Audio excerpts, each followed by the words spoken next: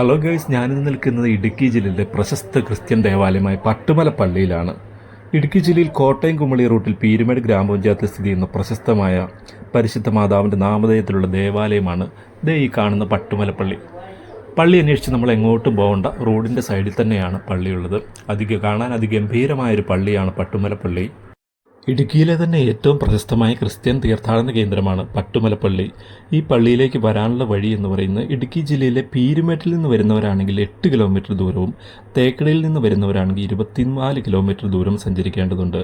തേയിലത്തോട്ടങ്ങളുടെ മധ്യത്തിലായിട്ടാണ് ഈ പള്ളി സ്ഥിതി ചെയ്യുന്നത്. ഫ്രാൻസിസ്കൻ ബ്രദേഴ്സിൻ്റെ നിയന്ത്രണത്തിലുള്ള ദേവാലയത്തിനൊപ്പം പഴയ ദേവാലയം ഇപ്പോൾ സംരക്ഷിക്കപ്പെടുന്നു. മറിയത്തിൻ്റെ പിറവി തിരുനാളായി ആഘോഷിക്കപ്പെടുന്ന സെപ്റ്റംബർ 8-നാണ് ഈ ദേവാലയത്തിലെ പ്രധാന തിരുനാൾ. ഞാൻ വന്നിരിക്കുന്നത് ഓഗസ്റ്റ് 30-ാം തീയതിയാണ്. 8-ാം തീയതിയാണ് പ്രധാന തിരുനാൾ. അതുകൊണ്ട് അതിൻ്റെ ഭാഗമായിട്ടുള്ള മോടി പിടിപ്പിക്കലാണ് ഇപ്പം ദേവാലയത്തിൽ നടന്നുകൊണ്ടിരിക്കുന്നത്. ചുറ്റും പന്തലൊക്കെ ഇട്ട് പള്ളി വളരെ മനോഹരമാക്കിക്കൊണ്ടിരിക്കുന്ന ഒരു സമയമാണിപ്പോൾ. കേരളത്തിലെ തന്നെ ഏറ്റവും വലിയ താഴികക്കുടങ്ങളുള്ള പള്ളികളിലൊന്നാണ് പട്ടുമലപ്പള്ളി.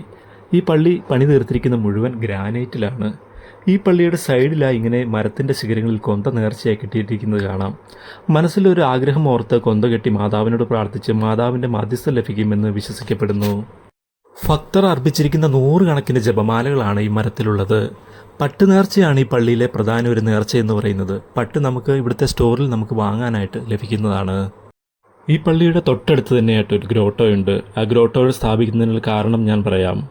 പണ്ടൊരു ദിവസം ഈ പുതിയ പള്ളി പണിതതിന് ശേഷം ഇവിടെ കുറച്ച് ആൾക്കാർ പ്രാർത്ഥിക്കുകയായിരുന്നു. അപ്പോൾ പള്ളിയുടെ സൈഡിൽ നിന്ന് ഒരു പ്രകാശം കാണുകയുണ്ടായി.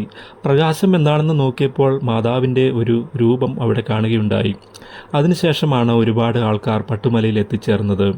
അന്ന് പ്രകാശം കണ്ട സ്ഥലത്ത് മാതാവിൻ്റെ ഒരു ഫോട്ടോ ഒക്കെ വെച്ച് ഒരു ഗ്രോട്ടോ പണിതിരിക്കുന്നു. ആ ഗ്രോട്ടോയാണ് ഈ കാണുന്നത്. അങ്ങനെ ഞാൻ ഗ്രോട്ടോ ഒക്കെ കണ്ടതിന് ശേഷം ദേവാലയത്തിൻ്റെ ഉൾഭാഗം കാണുന്നതിനായി അകത്തേക്ക് കയറി. ദേവാലയത്തിൻ്റെ മനോഹരമായ ഉൾഭാഗമൊക്കെ കണ്ടു. ഗോത്തിക് ശൈലിയിലാണ് ഈ ദേവാലയത്തിൻ്റെ നിർമ്മാണം പൂർത്തിയാക്കിയിരിക്കുന്നത്. തേയിലത്തോട്ടത്തിൽ ജോലിക്കാരൊക്കെ പരിശുദ്ധ ദേവമാതാവിനോട് വളരെ ഭക്തിയുള്ളവരായിരുന്നു. പക്ഷേ അവർക്കൊരു ദേവാലയം ഉണ്ടായിരുന്നില്ല.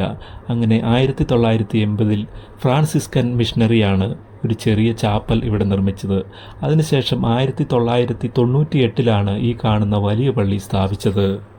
8 നോമ്പ് അടുക്കാറായി ഇവിടെ. അതിനോടനുബന്ധിച്ചിട്ടുള്ള നവീകരണ പ്രവർത്തനങ്ങളൊക്കെയാണ് ഇവിടെ നടന്നുകൊണ്ടിരിക്കുന്നതാണ്. ഇതാണ് ദേവാലയത്തിൻ്റെ താഴികക്കുടം എന്ന് പറയുന്നത്. ഇതാണ് കേരളത്തിലെ തന്നെ ഏറ്റവും വലിയ താഴികക്കുടങ്ങളിലൊന്നാണ് പട്ടുമല പള്ളിക്ക് ഉള്ളത്. ജാതിമത ഭേദമന്യേ ഒരുപാട് ആൾക്കാർ വന്നു പോകുന്ന ഒരു പള്ളിയാണ് പട്ടുമലപ്പള്ളി എന്ന് പറയുന്നത്.